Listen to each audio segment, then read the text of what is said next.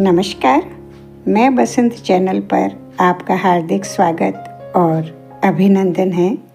सुनिए मेरी एक रचना जिसका शीर्षक है परिंदा।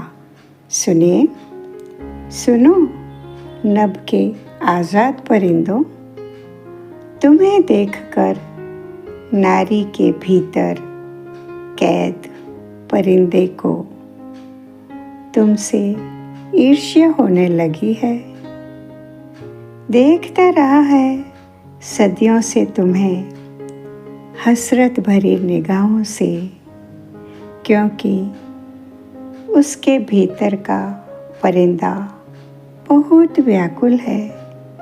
सोचता है न जाने कब मिलेंगे उसे पंख, कब उसकी बाहों में होगा सारा आकाश, सारा आकाश।